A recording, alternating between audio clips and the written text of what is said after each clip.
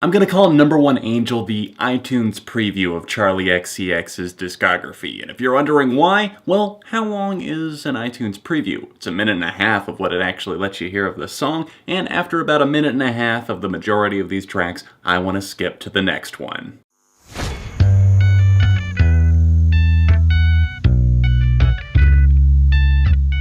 What's up everyone, John from ARTV. It's time for a review of the second mixtape by singer-songwriter from the UK, Charli XCX. It's called Number One Angel, and I can't say that I was incredibly excited for this, considering I didn't have that much love for Vroom Vroom, although as an EP, I suppose some of them did settle in with me over time. Vroom Vroom as a title track was pretty damn good, but overall the collaboration with the producer Sophie just felt like a bit of a clunky misfire. But I know there were people on both sides of the fence. And with Number One Angel, once again, I'm feeling very conflicted because I really love Charli's early work, especially Sucker being my favorite thing that she has released to date. That, alongside True Romance, really showed off what she could do as a varying artist that was willing to experiment with new things. She's tried everything from pop rock, pop punk, to just kind of the witchcraft, witch pop, whatever she wanted to call her debut album, True Romance. I know she had a couple of personal labels for it,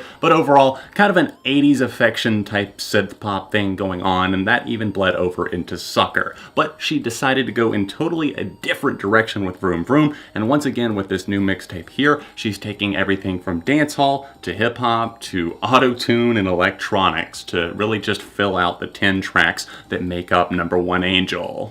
This is really a tough review for me because I really do like Charli XCX as an artist, but whenever I see something, I'm gonna call it as I hear it, see it, etc. And with this is just not a good mixtape in my opinion. I'm definitely going to delve into some further opinions on a lot of these tunes, but overall, just know that my opinion on it, not exactly a very good outing here. A bit of a rough outing, I would say, for Number One Angel. And I get that this is a mixtape. She's flexing to show off exactly what all she can do. It's primarily a collaboration between her and her creative director, and obviously producer as well, AJ Cook, a pretty big name in the UK in terms of production, managing, working with a variety of different artist, and I will say this, the production is pretty ace most of the time. Actually, I like that the most about the majority of these tracks. Just look at Blame It On You. I like the kind of squeaky synths that work their way up, kind of shimmering, kind of bouncing in the background of the track, and even on Dreamer, definitely a trap hip-hop style track where I like the chorus on it, but again, it's kind of got the iTunes preview syndrome where I want to skip it after I hear the first chorus.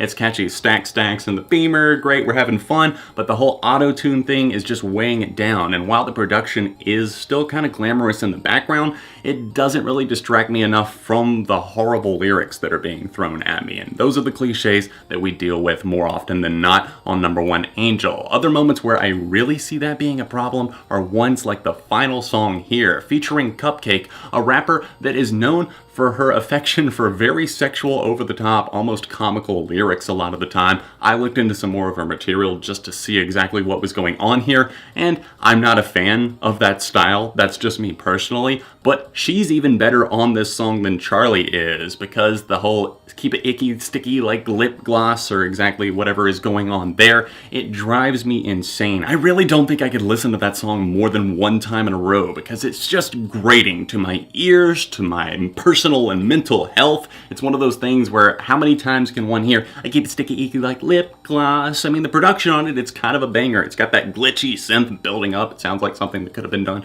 by the Glitch Mob, Skrillex, another one of those big producers. It's cool in that regard, but it grows tedious quite fast. And really the rap verse, I mean, I might like the flow and the cadence to it, but I don't like the persona behind it. Sorry, Cupcake, just not for me. Before I tackle any more criticisms I have, let's talk about a couple of shining moments that actually do really liven up this mixtape and make me drawn to it a little bit more. The biggest of those moments is ILY2, aka I Love You Too. It's one of those moments that even though it's surrounded by a lot of songs that are just kind of having one aspect that might work, either the production works or else Charli sounds good on one part, this is one song that seems pretty much flawless front to back in terms of a pop gem standing out in the rough here. It's a synth lover's wet dream. It's got a great build to it. I love how they roll up to the chorus, build up a little bit more. It's got some reverb on the vocals, and then it leads up to that big, catchy as hell chorus that you would expect from Charli XCX. And honestly, we're missing some of those on this mixtape. Some of them try to be big. I mean, you do have ones like Dreamer, which features Stara and Ray, I believe, on the production, if I'm saying that correctly, doing some additional work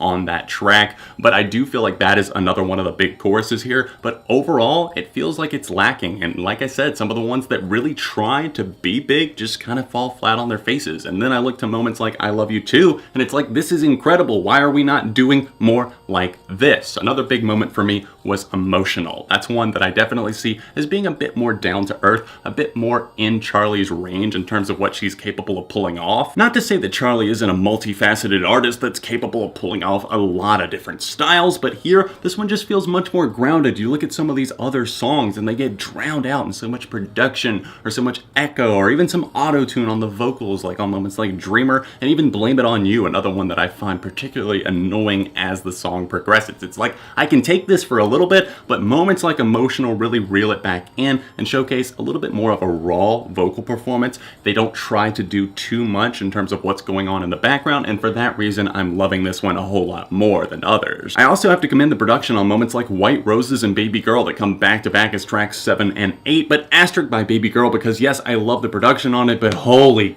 God, the repetition on that song in particular is just awful. It's really, really grating to the eardrums. It's something that I would say takes a toll on my mental and emotional health because I just want to throw it out the window. Because can somebody please give me a count on how many times she actually says baby girl on that song? I wouldn't be surprised if it's over 100. It's got a cool Uffy feature on it, and I will compliment the fact that she did get some names that wouldn't fit the criteria for what most people wanted as featured guest on their mixtape. She went a little bit outside of the bubble there in that regard. It's got the cool Uffy feature on this track, but overall, Babygirl loses me, even though it starts off strong. It's got that almost Carly Rae Jepsen 80s leaning production style that's very danceable, very smooth, and the verses on it are pretty cool, but once she starts just repeating things over and over and over again, it's just, why? Why do we do that? Why do pop songs these days just beat us over the head with repetition instead of actually offering substance? If we're talking about repetition, I also have to call out 3 AM Pull Up, which features Mo with the slash through the O. Don't ever forget the O, it's very important. Drugs featuring Abra is another one that is just not appealing, also very repetitive, but just not appealing on any level. It's not interesting from an instrumental point of view, from the production, just Charli on the track. She almost seems bored with her vocal performance. The guest does nothing for me. In fact, this is probably one of my least favorite moments just because it's not so overwhelmingly bad, it just does the crime of not being interesting at all. It's forgettable as fuck. If you're really wanting to listen to the entire mixtape, I say go for it. But at the same time, I would also caution, maybe just cherry pick some of the tracks off of it, check out a few of the moments, see if you like them. I would definitely recommend Dreamer, the opening track, another one that I obviously love, I Love You Too,